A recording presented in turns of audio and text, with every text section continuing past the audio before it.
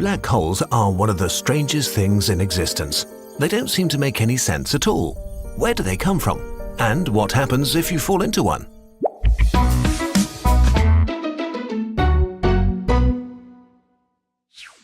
Stars are incredibly massive collections of mostly hydrogen atoms that collapse from enormous gas clouds under their own gravity.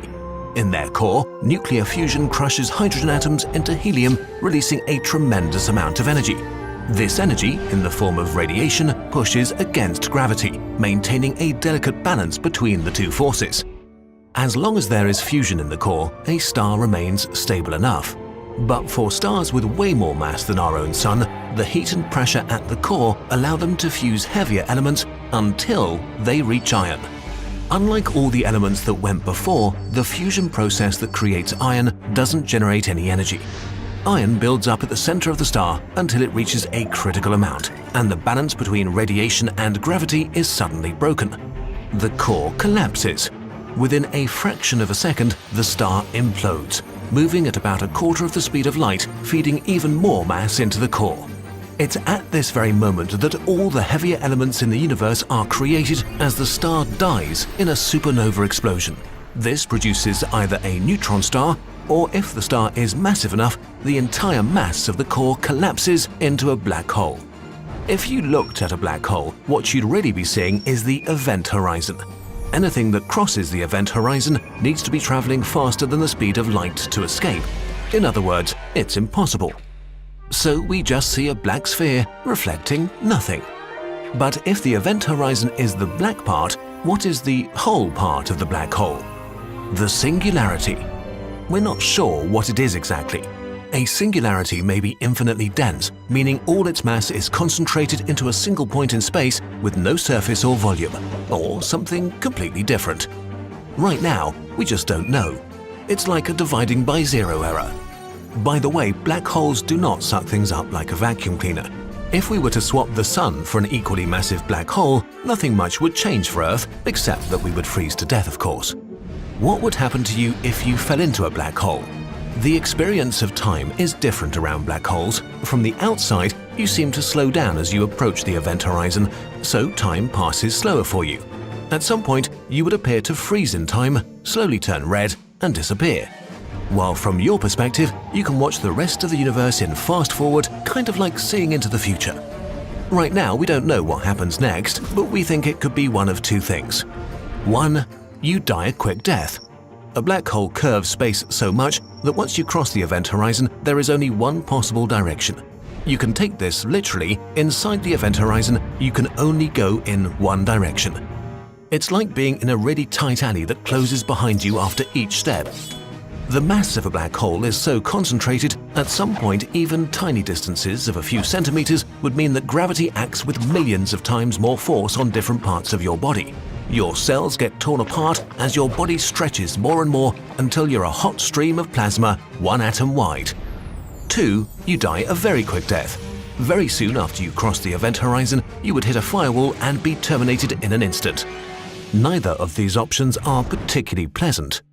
How soon you would die depends on the mass of the black hole. A smaller black hole would kill you before you even entered its event horizon, while you probably could travel inside a supermassive black hole for quite a while. As a rule of thumb, the further away from the singularity you are, the longer you live. Black holes come in different sizes. There are stellar mass black holes with a few times the mass of the Sun and the diameter of an asteroid. And then there are these supermassive black holes which are found at the heart of every galaxy and have been feeding for billions of years. Currently, the largest supermassive black hole known is S50014+81, 40 billion times the mass of our Sun. It is 236.7 billion kilometers in diameter, which is 47 times the distance from the Sun to Pluto. As powerful as black holes are, they will eventually evaporate through a process called Hawking radiation. To understand how this works, we have to look at empty space. Empty space is not really empty, but filled with virtual particles popping into existence and annihilating each other again.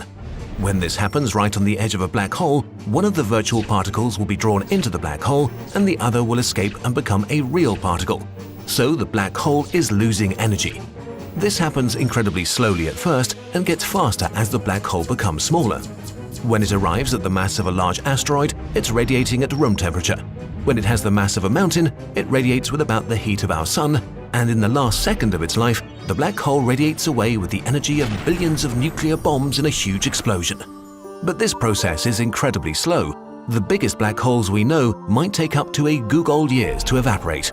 This is so long that when the last black hole radiates away, nobody will be around to witness it. The universe will have become uninhabitable long before then. This is not the end of our story. There are loads more interesting ideas about black holes. We'll explore them in part 2.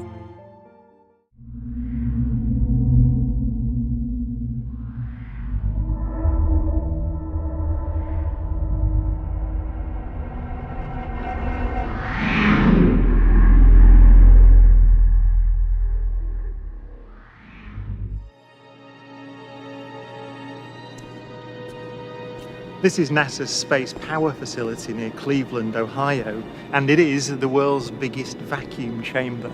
It's used to test spacecraft in the conditions of outer space, and it does that by pumping out the 30 tons of air in this chamber until there are about 2 grams left. And it's kind of got an eccentric construction, which is part of its history. It was built in the 1960s as a nuclear test facility to test nuclear propulsion systems, and that meant that they built it out of aluminium to make the radiation easier to deal with. Aluminium is not the best thing, the strongest material to build a vacuum chamber out of. So they built an outer concrete skin, which is part radiation shielding and part an external pressure vessel, so that this thing can take the force that's present on the outside when it's pumped out to the conditions of outer space.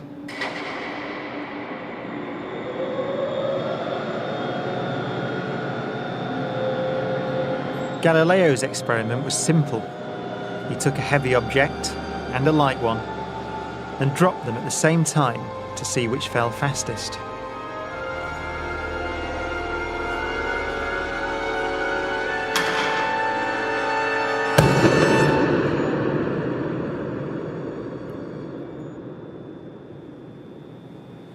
Now in this case, the feathers fell to the ground at a slower rate than the bowling ball because of air resistance.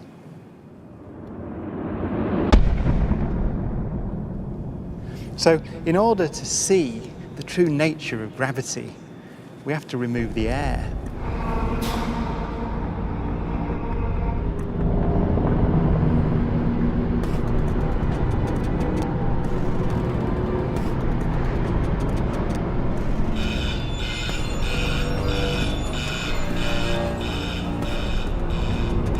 It takes 3 hours to pump out the 800,000 cubic feet of air from the chamber.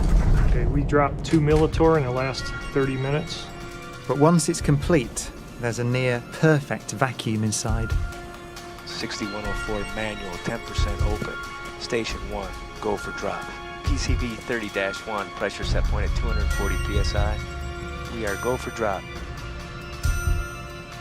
10, 9, 8, 7, 6, 5, 4. Cameras on. 2, 1. Release.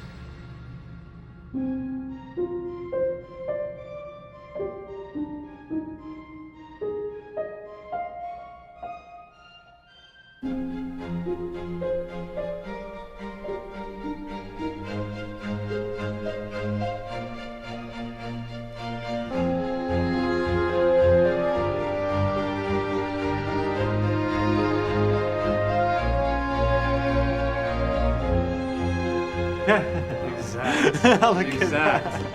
They came down exactly the same. Wow. Look. Watch right there. Look at how they hit right there. Exactly. You're back on the side. Exactly the same. Feathers don't move, nothing. Look at that. That's just brilliant.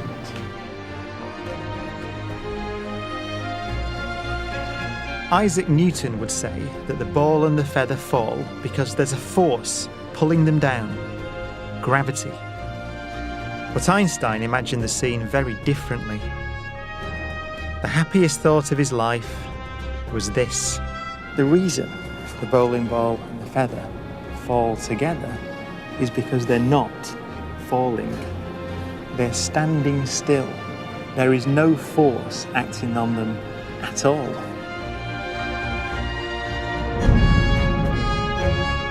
He reasoned that if you couldn't see the background, there'd be no way of knowing that the ball and the feathers were being accelerated towards the Earth. So he concluded they weren't.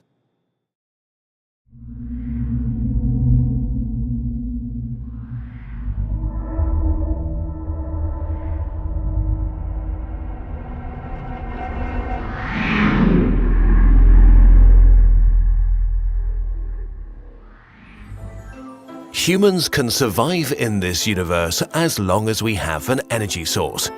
Unfortunately, the universe will die. It will happen slowly, over many billions of years, but it will happen. On a universal timescale, stars like our Sun will be gone in no time. Luckily, there are places that will exist practically forever from a human perspective. The corpses of dead stars. White dwarfs. They could be humanity's last home right before the death of the universe. What are these strange things, and what happens when they finally die?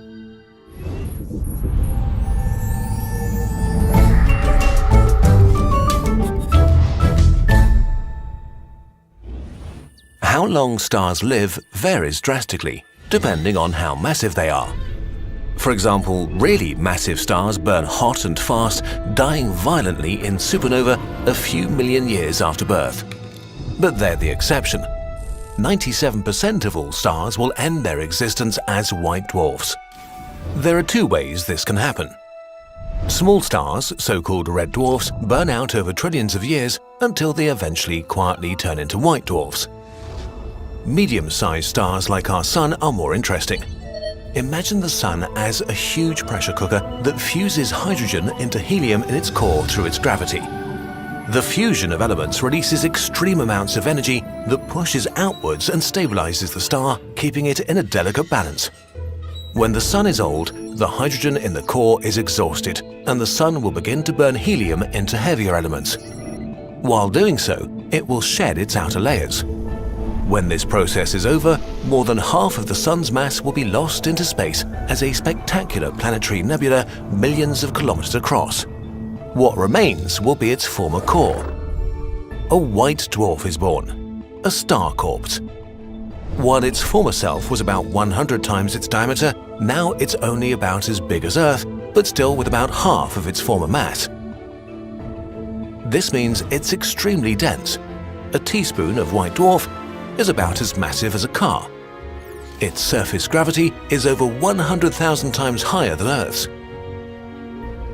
If you tried to land on it, you'd immediately be compressed into a steaming puddle. Life around a white dwarf is very unlikely, but possible. Most of them that exist now were former stars that, well, died, which probably ruined any planets they once had. But that's not all. Since they are so small, a planet would need to orbit them about 75 times closer than Earth is to the Sun to have liquid water. This proximity has up and downsides.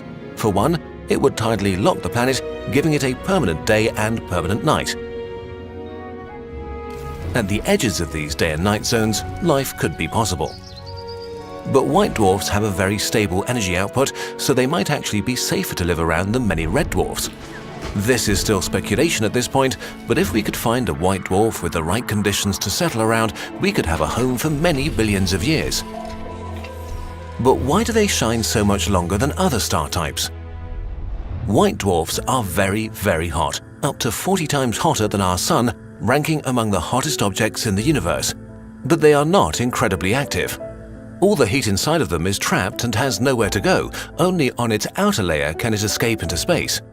But space is mostly empty, so heat can't be transferred by conduction. The only way energy can escape is by radiation.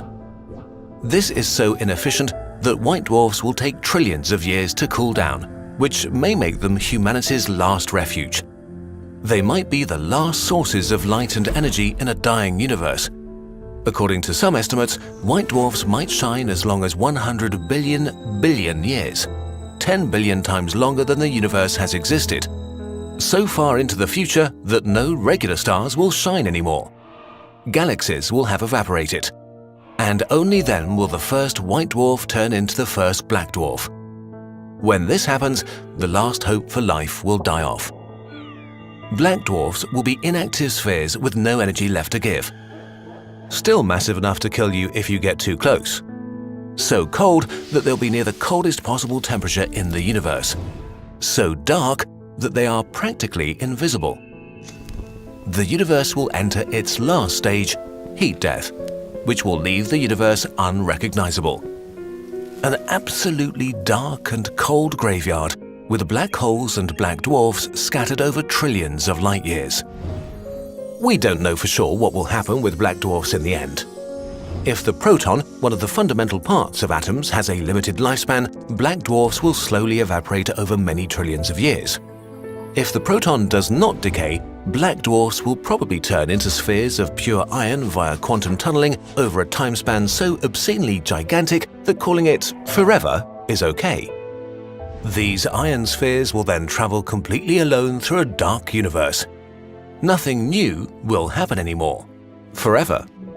While this may sound kind of dark, this is so far away that for our purposes today, it might as well not happen at all. It doesn't matter what happens in a billion trillion years. Right now, we happen to exist at an excellent time, able to be in awe about a universe filled with endless stars and light and planets, and enough time to visit them one day.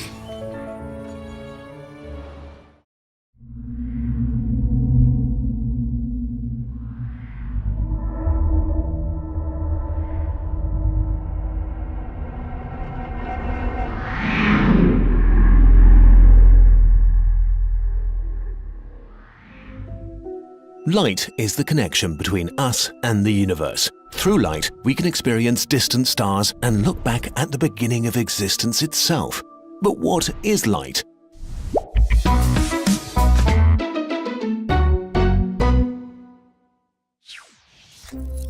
In a nutshell, light is the smallest quantity of energy that can be transported, a photon, an elementary particle without a real size that can't be split, only created or destroyed. Light also has a wave-particle duality, being kind of a particle and a wave at the same time, although this is a lie.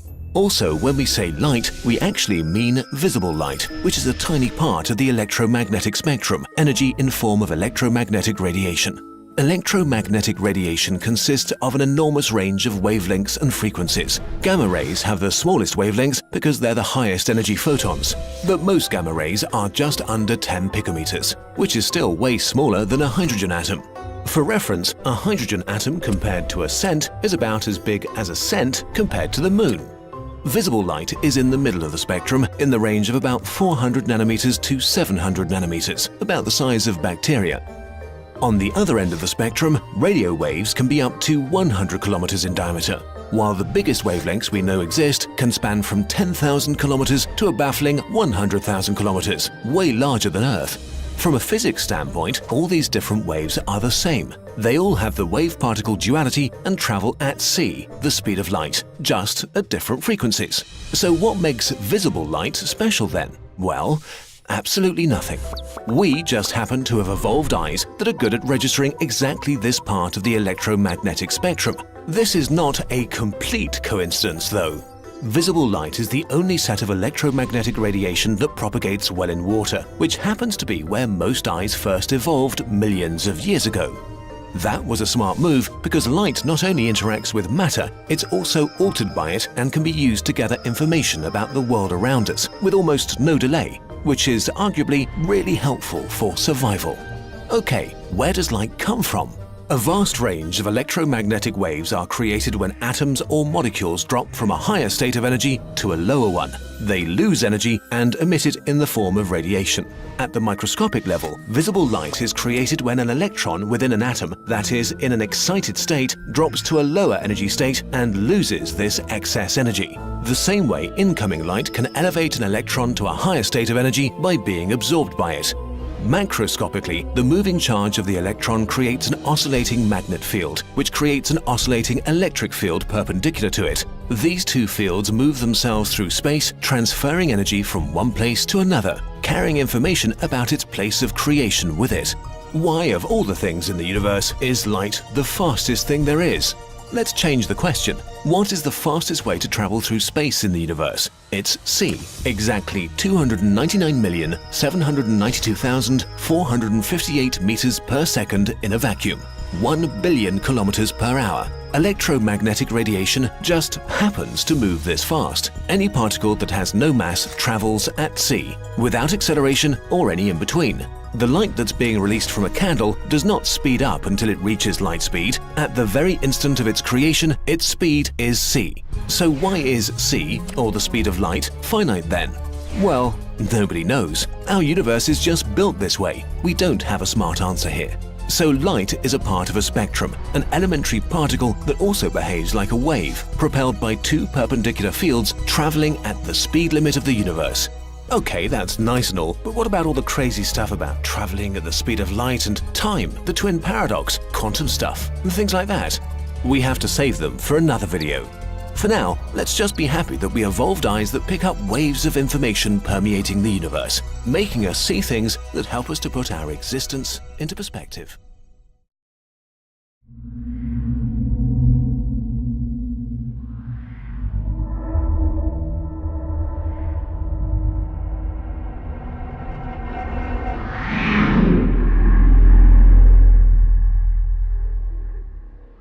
In 1929, astronomer Edwin Hubble made an unusual discovery. He noticed that most of the galaxies in the universe are moving away from us, which led him to realize that the universe is expanding, and that expansion has strange implications. It means that everything in the universe, even light, gets stretched out. So when light gets redshifted, that is, its wavelength gets stretched out and it becomes a cooler color, is energy conserved?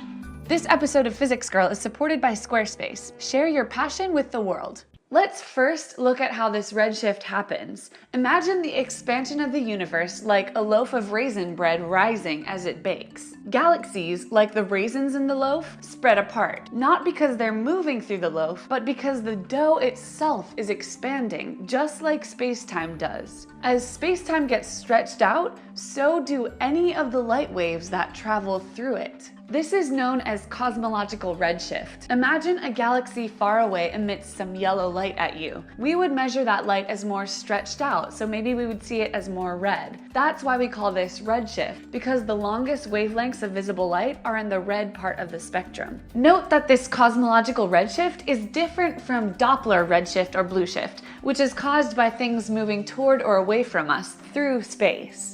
Now, longer wavelengths of light have less energy, or at least Planck's equation tells us that. Energy equals Planck's constant times the speed of light over the wavelength. So as light's wavelength gets longer, its energy decreases. But wait, you learn in intro physics about the law of conservation of energy, that energy can neither be created nor destroyed. It's just transferred from one form into another. So where does the redshifted photon's energy go? One could guess that, well, maybe light waves die out the same way a ripple in water dissipates. But the water molecules are bumping into each other, stealing kinetic energy through friction away from the wave's energy until the ripple finally dies out. Total energy is conserved though. In contrast, light from a galaxy is not traveling through a medium. Most of space is near emptiness. There's no air resistance or friction, so there's nowhere to pass the energy. So if the light wave isn't giving up energy, then where's the energy going? Well, the short answer is actually energy isn't conserved.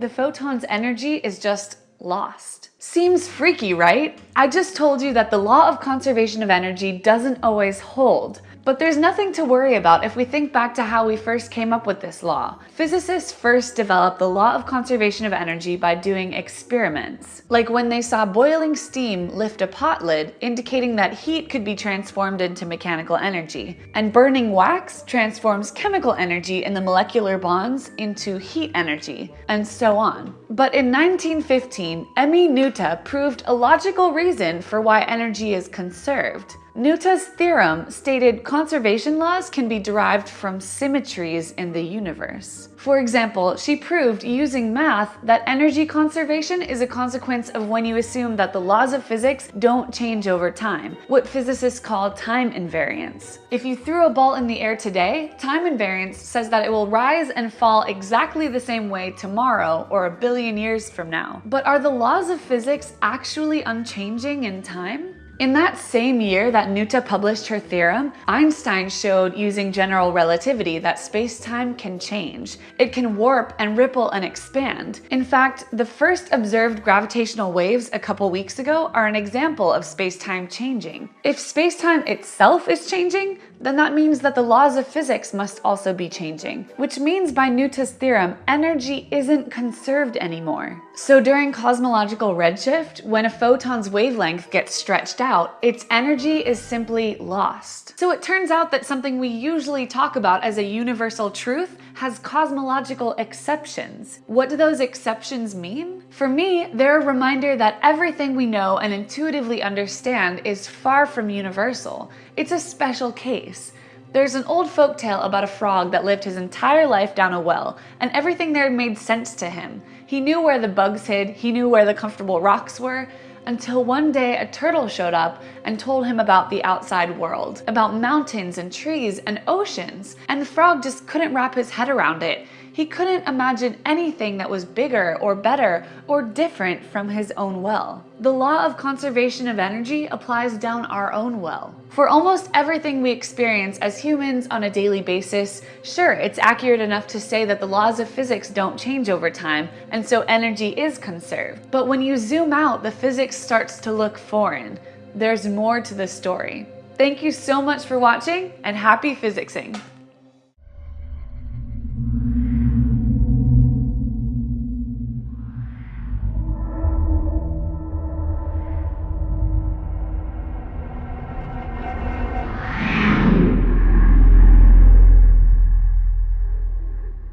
Have you ever wondered why mirrors appear to flip things horizontally, but not vertically? For example, this piece of paper that says food now says doof in the mirror. With backwards letters, of course, but they're still right side up.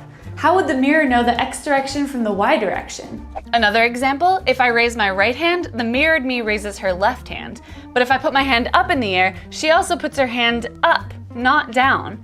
So what's going on? My first knee-jerk response is that our eyes are horizontal in our heads. But the problem with this hunch is that if you close one eye and look in the mirror, go ahead and try it.